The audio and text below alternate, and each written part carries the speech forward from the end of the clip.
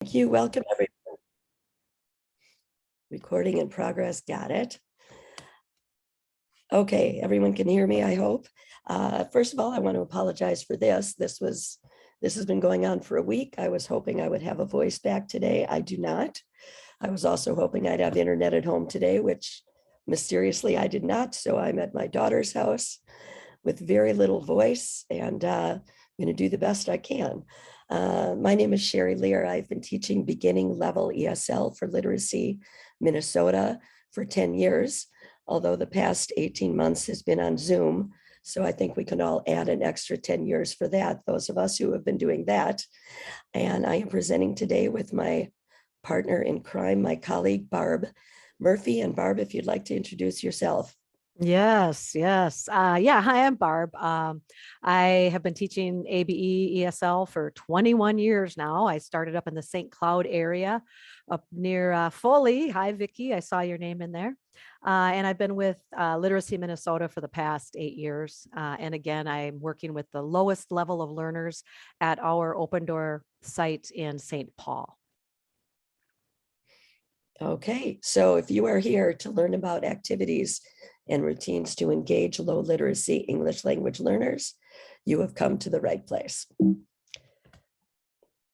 So as an agenda here, I'm going to close this for a second.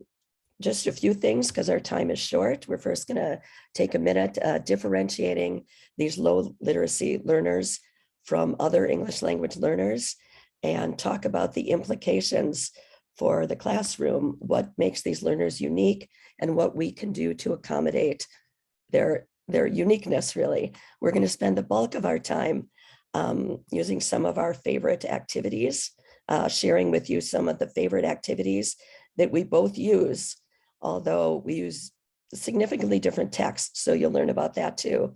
And finally, at the end, we're going to share with you a website that we love that we say has saved the pandemic for us. A lot of the teachers at Literacy Minnesota are using this website. So let's get started. So when I think about literacy level learners, low literacy learners, we have a lot of terms we use. We have low literacy. We sometimes call them pre-beginning. I'm sure many of you are familiar with the term SLIFE, SLIFE, students with limited or interrupted formal education.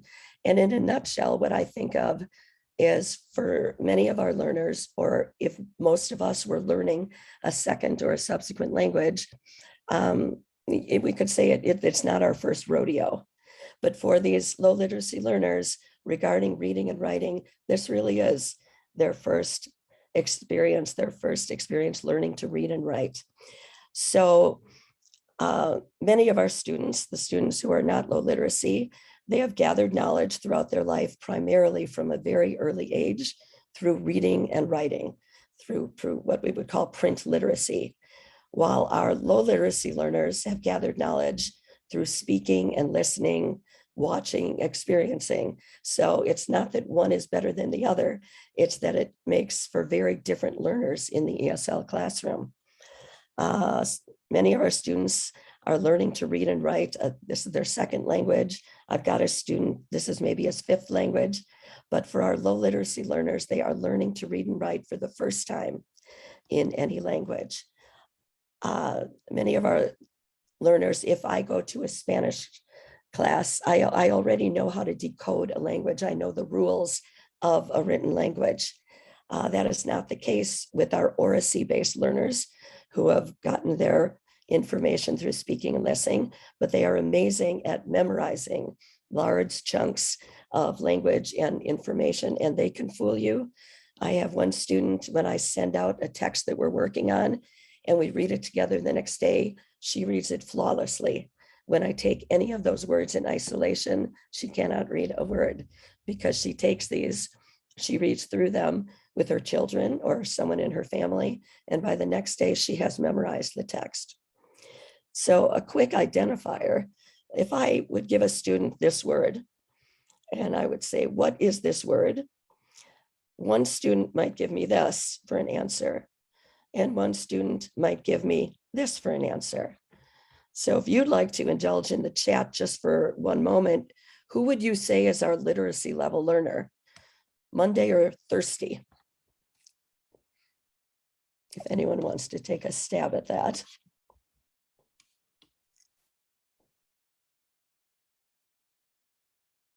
Interesting, interesting. We have a mixed bag here. I'm saying thirsty, thirsty, Monday, Monday, Monday, thirsty, thirsty. And now I'm actually getting thirsty reading that. But I would argue that my students who know how to decode, who are beginning to decode, will make this educated, yes, getting very close with Thursday to Thursday. My literacy level students, or this life students, will see this day in there almost like a picture in their mind. And so they will just attach it here and throw out any day of the week, or maybe they'll say today, because they're seeing this not as a word they're decoding, but almost as a picture that they've memorized. It's kind of a fascinating thing. We'll move on here. So what are some of the implications for the classroom? So first of all, trying to close out my chat box, which it turns out I can't do if I have the pointer on. So there we go. Okay. So first of all, up here in this corner, the first thing we need to keep in mind is for these learners, they are so oracy based. They're very good with spoken language. They're remarkably good at comprehension. We're going to take that skill. We're going to take their language and their ability to have a conversation, and we're going to move them gently from oracy to literacy by infusing literacy into the lessons, gradually, systematically, constantly, back and forth, back and forth.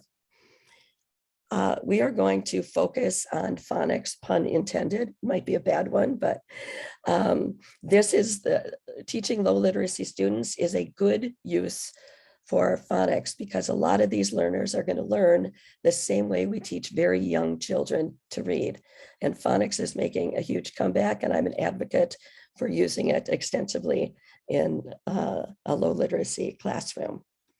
We are going to do a lot of word study, and you'll see things that Barb and I do. In this example here with rain, rainy, rainbow, raindrop, students who have a literacy background are going to see the connectedness in these words. I find that my low literacy students oftentimes will not see what's related. So if I have them read these words, I might get rain, run, unrelated words, or they might just say a word that ends in Y. They are not decoding the word, and they are not yet seeing the connectedness in this. And then we're going to employ bottom-up and top-down strategies, working between the text and phonics, the text and word study, the text and conversation. We do this, of course, with all our students, but especially effective when working with low literacy students. Speaking of which, Barb does this amazingly well. Barb and I have done some units that we've been working on at the same time, and I will do the unit for 2 weeks, and she will do it for 6 weeks. And I'm wondering, what in the world is she doing for 6 weeks? But one day I had the opportunity to volunteer in her classroom, and I saw the fruits of her labor for sticking with this. I saw it in the fluency of her students with the text, with the confidence they had in the text. And I can say that it was well worth the effort. So I'm going to hand it over to Barb now, who's going to show you she's going to show you a couple of the text that she uses.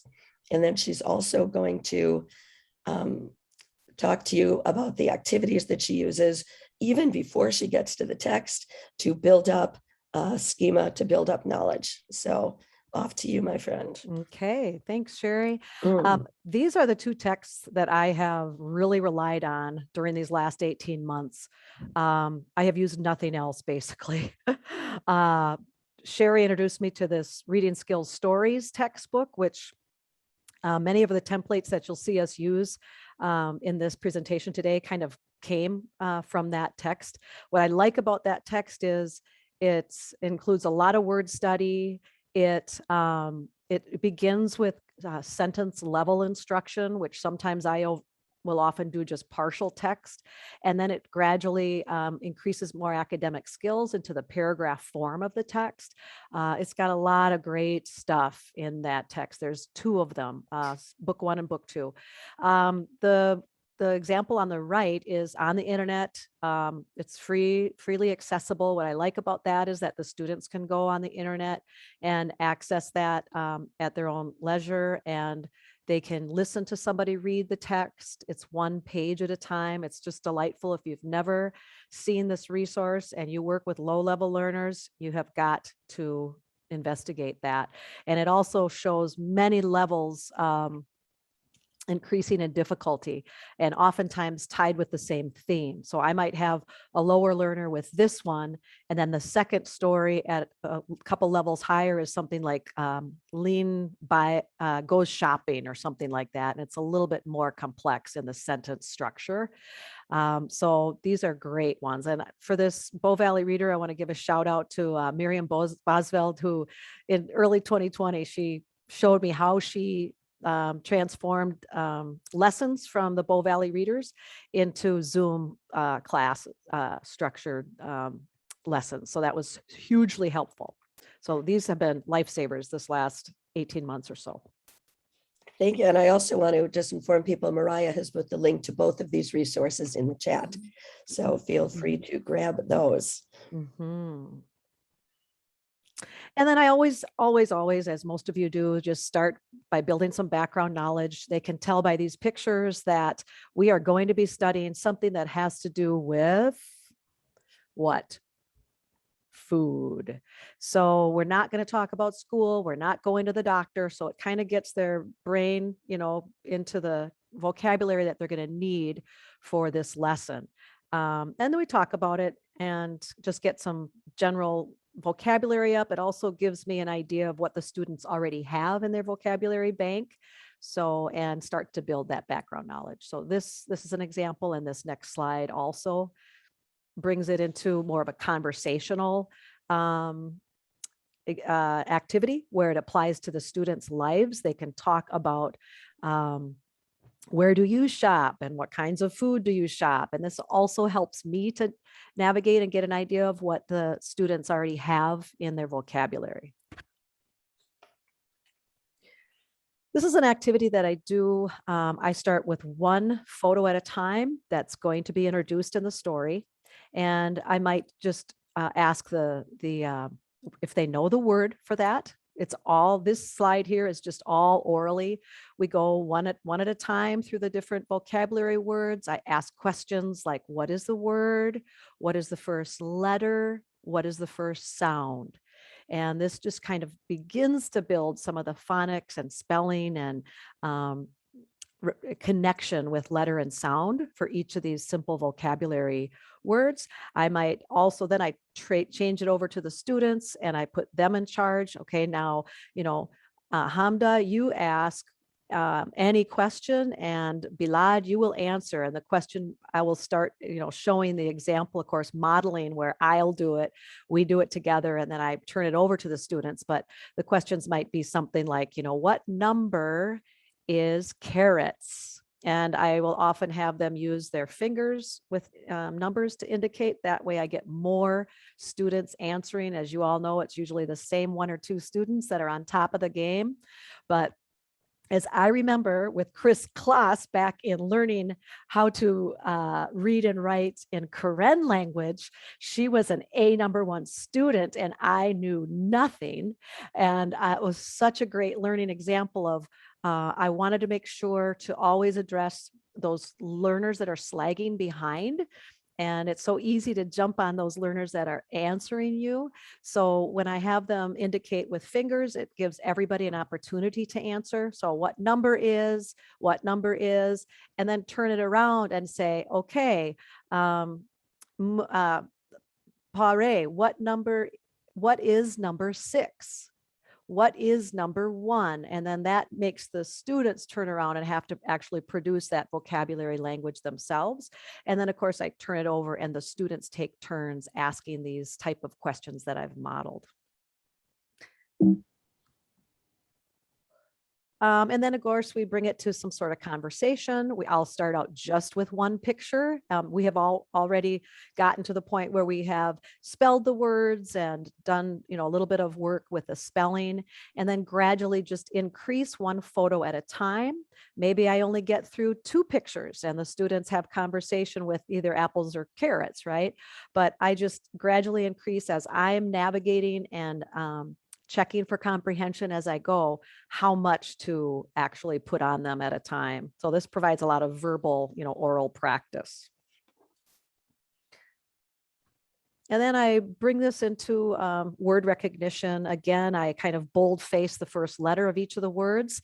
I do this activity as kind of a practice to kind of acclimate them into some of the CASAs-like questions where they might have to read grids or bus schedules or such as that. We do a quick review of what are numbers, what are letters, and then I first go through each one. What is in row number 1, what is letter A? We'll spell the word and say the word. What is letter B? What word? We'll spell the word and say the word. So we'll do a lot of practice with these 4 words.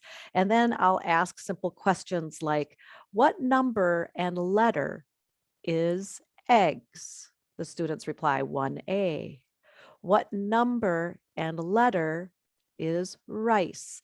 And I'll stay with this maybe for one, activity that day, and then just gradually introduce more of the vocabulary from the story and make it more complex. I model it a number of times before I turn it over to the students, and I was shocked that the students did remarkably well with this activity. Now, Sheri's students and my students come from different cultural backgrounds, so we're dealing with most of my students in St. Paul are from an Asian culture, and they're not as oral as Sheri's students who tend to come from East Africa. So, we approach some of these activities slightly different, due to that. Okay. This is an example of a photo and the full text from the Bow Valley Reader resource. And like I said, I usually introduce just partial text, maybe 5 or 6 sentences at a time. However, this sentence structure is very repetitive. It either is she buys or Lean buys. And the last word is the vocabulary word until you get to that last sentence. So this is a way that I build background knowledge. And also we do some vocabulary work with recognizing what number is like apples. Look in the sentences. Tell me what number is apples. And they'll show me the number with their fingers. This is kind of that citing evidence at this low level. It has them really finding answers and giving a reason for their answer. And then I do some work with letter sound recognition, building within complexity. First, we spell the word, then we say the word. It gives them a little time to think in their head, what sound does that letter make? And then we count the letters, and then we count the sounds. So this is the most simple because every letter has its own sound. Then we build in complexity with the next slide, and have there be 4 letters with only 3 sounds, where we're combining some consonants or some vowel letters that work together to provide only 1 sound. So, and then I'll pronounce them, slowly as the word is, shown on the screen. For example, with eggs, if they don't quite catch it, I'll pronounce it the wrong way. Like, okay, do you hear eggs with 1 G, or do you hear eggs with 2 G's? And they laugh, they get it. So this is a real nice phonics and spelling, activity. And then of course I eliminate some of the cues, those visual cues, and then we do it in a graph form. Again, let's spell the word, say the word, and then we work together with how many letters, how many sounds. And so, Barb, how long would you say how long is it before you first actually introduce the text? Is it usually a matter of a few days? It's at least a week. Just a week. Yeah, it's at Yeah. least a week.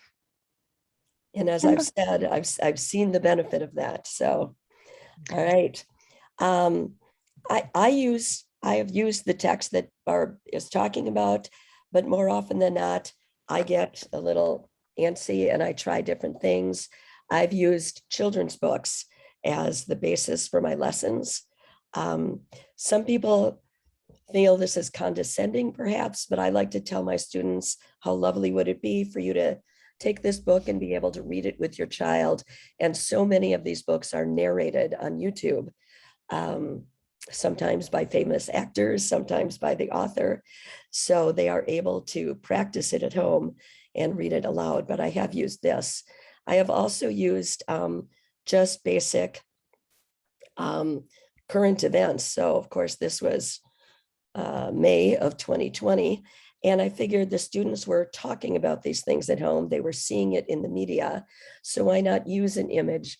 Very easy. I go to news images of the week, all of the major networks and CNN and The Guardian, just a lot of different sources have news, amazing images of the week. I will sometimes grab one of those. In this case, I had the students co-create the text. We had discussions about it, and we used their words to create the text, and that is the text that we used for the duration of that unit. This was part of it. So can anyone imagine, I'm going to invite you to the chat again, what my text was that were prompted by this pictures? Oh, I see someone use Pete the cat. That's great. What do you suppose the text might have been for this? Any guesses? Someone says weather. Barb, you were right. People would say weather, summer. Would it help if I added this image? Oh, where is it? Does that help? As Sheri said, for anyone over 40. Yeah, for anyone over 40 or so, exactly. What a wonderful world. That's exactly right. As a matter of fact, I preceded this with a week-long lesson just on Louis Armstrong, just to introduce them to the artist. Yes, I see skies of blue, clouds of white, trees of green, red roses too. The pictures you can pull out for this are so beautiful. So we worked. A typical thing I might do in the few days before I introduce the text is just pull out one of the pictures and in small groups, talk to the students about what do you see? And we will write down in that text box what they see and practice reading those sentences. So they might say, clouds, blue, nice day, whatever language they have, again, using their oral skills, building it up, familiarizing them with what they're going to see in the text. One of the first things I'll do after introducing a text is I will pull out a sound pattern. So for example, the word white is in the text. So we have the long I and the silent E. And I will, let's see, do this. I will start by going across with, you've got the onset in the rhyme. I will start with these rhymes, just repeating, ite, ike, I'd, I've, and I will invite students to repeat. And where I got this, silly enough, when I was young, I had to go to Hebrew school. I got to go, I don't know, I went to Hebrew school, and they would do these language drills with us. And to this day, many years later, I cannot necessarily understand Hebrew, but I can still read it fluently. And it's because of these drills. So then we go down and ite, bite, white, kite. And you'll notice that I differentiated with colors, the onset and the rhyme, the onset and the rhyme, to encourage students to continue to read the whole word and not just look at the first sound. And we practice this over again until they build fluency. There's also evidence that when students build fluency reading a word, they can put more of their effort towards comprehension. Of course, when they're not working so hard to just decode the text, they can work more on comprehending the text. By the way, my comment about had to go versus is that as a child, I did not want to go to Hebrew school 3 days a week after school. I wanted to play with my friends. That was not any sort of dig by any means. Okay, so then the next thing I would do was get the students involved with building words. So I will give a word like 5 and ask a student, what is the beginning sound? And the ending, I've. And then what is the word? 5. And I will encourage students to come up with a sentence with the word 5 in it. And if they cannot, I will write a simple sentence. And when we're done with this exercise, we will spend some time reading the sentences that they have created. It's like a little lesson in itself. So that's how I incorporate phonics into my lessons. Another thing that both Barb and I use, and this is taken directly from the reading skills resource that we told you about. This is in there. We just have a template of this. And for each lesson, we bring in words from the story that we want the students to know. And these are not all sight words. Some of them are decodable, but most of them are sight words. And how do we use this? Many different ways. The first day, we will just go through and repeat all the words. And step 2 would be, I would say to them, what number is faces? What number is colors? And have them find the word and give me the number. And then I will give them numbers and have them say the words. What is number 5? Clouds. Good. Okay, Abu Bakr, can you give Indy a number? Yeah, Indy. What is number 7? World. And then we will keep just going round and round with the students until we've covered the board. But more important, oh, I don't know why that did that. With our literacy level learners, I use this as an opportunity to do word study and to really dig into the anatomy of the word. So I will have questions where I will say, which word ends in ing? Do you see a word that ends in ing? And we will highlight those. How about a word that ends in yeah? Yeah, what letter is that? What letter? Yes, Y. Which words end in Y? Which words have double O? Which word starts? So you're talking about starts with, ends with. You're talking about the internal parts of the word. As we get more into the week, I might say which word starts with a silent letter. We've got the word no. So we'll get them. So it's a sort of a meta skill. They're talking about the language. They're talking about the anatomy of the word. Sorry, there's one that just wants to skip by. This is another activity I will. How are we doing with time, Patsy? You have about 15 minutes left. Okay. I'll try and go quick here. Auditory discrimination. I will take word pairs from the story and I will point to, I will highlight a line. I will say one of the words and have them tell me, are they hearing the red word or the blue word? Of course, number 1 is difficult because the word is green and it's red. So I'm sorry I used that as an example, but this helps them look through the whole word. I know they see the GR by now and they know the GR sound, but they need to evaluate the whole word to determine which word I'm saying. And I will add to this during the week as I hear them make errors in words. So I can see what they're doing. I mean, they might say there for them. So I will contrast there and them. Barb and I both do work with any multi-syllable words in our text, breaking those down, highlighting the accented syllable, how many syllables, which syllable is strong, we'll say it, we'll clap it.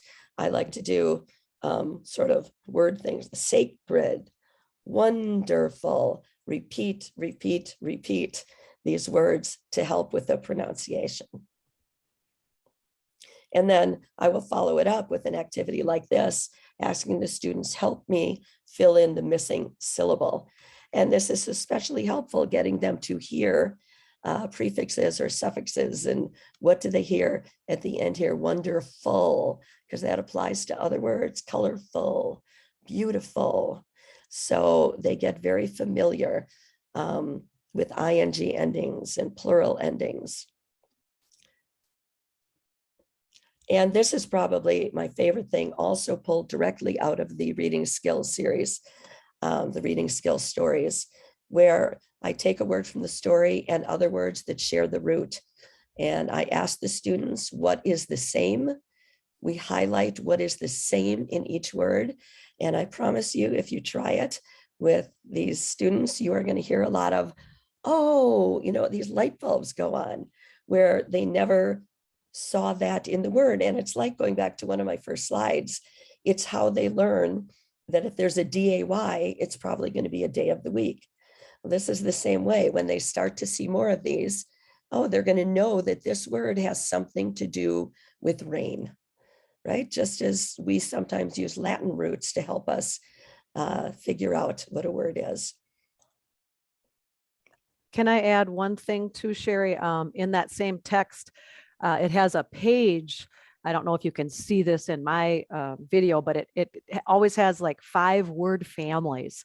And then it provides that same spelling, that last spelling, some with photos and some with just the written word. But this is also a nice resource, and online I was able to get this PDF in color. So check that link online, because I think the PDF might be free. Wow, that's brand new information for me, Barb. Thank you. And so you see in here, I have some using, the root word, but also some of them like night, bright, light. That's using a word pattern. That's using a spelling pattern that's similar. Barb also had a great idea for this. When you go back into the classroom, you could have the root on the whiteboard somewhere and pass out the other words and have the students go up and match the related words to their root, which I think is an excellent idea. And these are from that reading skills story text that we talked about earlier. Yeah, good. One more activity I do, it's not so much just for low literacy because they will memorize this, but really for all students. We just do these sort of sequential readings where I highlight the new word in each sentence, and then I pair up students and we read word 1, 2, world, wonderful world, a wonderful world, what a wonderful. So they're stringing them together. Now my students are more oral than Barb's students, so this would be a more challenging activity for her students. My students really enjoy these. It helps them feel a little more confident when we return to the text. And I follow that up with, okay, we've read it 5 times now, what's missing in this sentence? So these are a few of the activities that Barb and I use to sort of go back between bottom up, top down, attending to phonics, attending a lot of word study, and then keep returning to that same text to build that confidence and that proficiency. And like I said, I can't say it enough. From watching Barb, every time it makes me want to slow down and repeat. The best thing someone taught me when I started teaching this level was, if you're bored, you're going at the right level for your students. And it was wise advice. Or right also too, at the point that you think you've repeated enough, repeat it one more time. Right. Right. Because me being bored does not necessarily equate to my students being bored. All right, Wordwall. Anybody heard of Wordwall? This is sharing with you our favorite website here that we talked about. And I'm going to stop sharing now so that I can pull up Wordwall. Wordwall is a resource that I found early in the pandemic and shared it with my colleagues, and they're still really loving me for it, I gotta say. It's one of the only organizations I ever actually wrote a love letter to. Thank you for saving the pandemic for us. Let me share this here. I've even created lessons on Wordwall for my computer, my North Star digital literacy students that are a much higher level, been able to create lots of activities on this website for them as well. Yeah, so the good thing about Wordwall, there is a free version where you can create, I think, 5 or 6 templates. You pick maybe 5 or 6 of your favorite templates, and then you just keep deleting and redoing as you get new content. I'm paying, I think it's like $6 a month, well worth it. But you can create activities, and here are all the different templates they have: matchup, quizzes, random wheels. I only use about 5 of these, but I find them so helpful. So let me show you a couple of my activities. The first thing I know both Barb and I use with our students is this. You can see this okay, right? Yes. Okay, so a question wheel that we can use. We pull it up, and what I might do this is the students are entering class, and we'll spin the wheel, and the students will answer a question, and then they'll ask another student a question, and it just builds conversation at the beginning of class. What I love about it, it's got an eliminate button. So once we've read a question, I can eliminate that, so we're not reading the same question. What? Over and I never knew See? that. Barb, there's always new stuff in here, always new stuff. And what I like too is, oh gosh, that wheel, I don't want to waste time with the wheel. So I can change it to a different template. So now it's going to be in card form. So now we can just pick a card and go through it faster. Someone asked what the literacy level is for this. It's your literacy level, whatever level you're working with, because you create the verbiage that's on each of these items. Oh, there's high school teachers who use this Mhm. for, history and math. Yeah. And you can search that community where other people have already created some of these as well, and they have shared it with you. They've So shared it. You can use yes. any of these. Yeah. So you could create your own. Mine, of course, I've done like matching days of the week, the long spelling, the short spelling, or just simple uppercase letter, lowercase letter, and they match. Yep. Yeah, all sorts of things. I'm going to show you my activities and some of the things I've done with the wonderful world text. Here's one. Just fill in the missing word. I did this with half the text at a time. So here we go with some words that students might get caught up on. The colors of, I had to think for a minute, the colors of the what. And the best thing about this is I can share this. Hit the share button, set an assignment, copy the link, and I can send this to my students via WhatsApp, and they can do this at home. And as if that's not fun enough, I have a results page where I can see what my students did. And I haven't sent them home that often, but I could. But what they did and how they did on it. It's a good thing to send home for homework, even. Another thing. I have a question is if you can only use words or can you insert pictures as well? Oh, you can insert pictures. You can insert pictures. I'll show you one. Great. And just a time check, you have about 4 minutes, and then you did have a couple questions in the chat that I want to lift up before we go. Okay. So, well, let's put it this way. I would take a look at this. I'm just trying to think if I can pull up a really quick one with that has pictures on it. Ooh.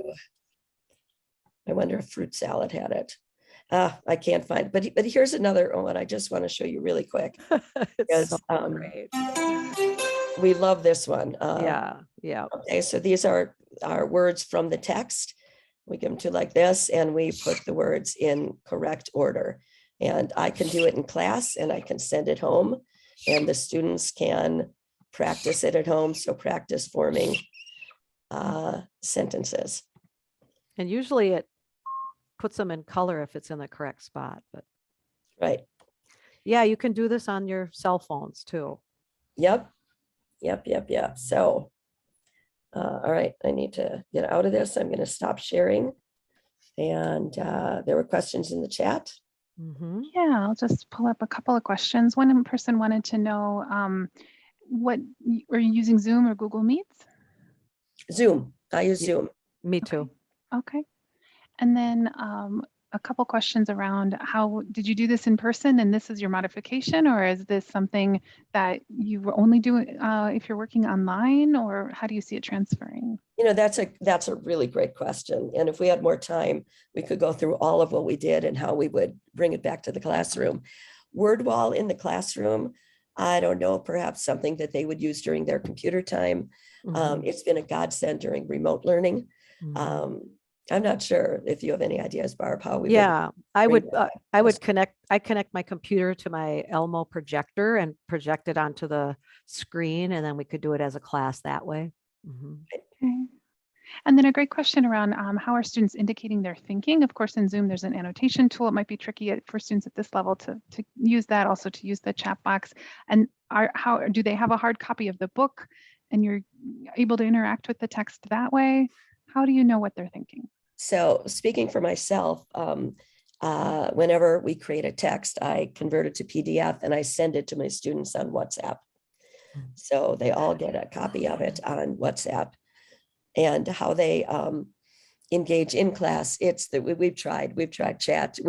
I hope to grow into that one day, but for right now it is small groups. I have a great group of volunteers. We go into small breakout rooms and work on these things. One of my volunteers does have them do a lot of writing, and she has her own little whiteboard. She'll write and she'll show them, and she'll have them write it and show theirs. Okay, great. I don't think there were any other specific questions in the chat that weren't addressed. If I missed something, please put it in there again. There was a question, not specifically for you, but in general, how people can access this this work. You can, if Barb or Sheri would upload a PDF of your slides to Sched, and that way people can access the slides after the presentation. Is it not up there? Oh, I haven't checked. Maybe it's already there. Yeah. And then also the the recording, I'm taking care of the recording, and then that will be sent to LAN, and they'll be creating a YouTube playlist. So you'll get correspondence from LAN or the Summer Institute Organizing Committee after the conference, likely when those are ready for viewing. So for sure, you or your colleagues, if you need some to look at it again or wanted to send it along to somebody, you'll be able to do that. Probably not today, but soon. And then another thing, if anyone needs to contact us, it's just our first initial last name at Literacy Minnesota. So B Murphy, S Lear at Literacy Minnesota. I know Sheri has shared so much with me, and I would be happy to share. .org, right? Is it .org? Oh, did I say? You didn't say, but it's .org. Right? I think it is. Yeah. So if you want a sample of anything. Oh, thank you, Mariah. Yeah. Mariah, just put those in the chat. Thanks, Mariah. Yeah. Yeah, if you want a sample of a lesson. I meant to upload, but I don't know. I'm not that tech savvy. Oh. Well, I want to thank our presenters. I am going to pause the recording. We'll stay on another moment. If people have something burning, they need to be sure and ask before we close, but I'll pause the recording here, and your next session does begin at 11. If you can find your applause reaction in Zoom, let's hear it, or just give them a hearty high five from your home. Thank you so much for your work today. Yeah. Thank you all for being here. We really appreciate it. Yep. Enjoy the rest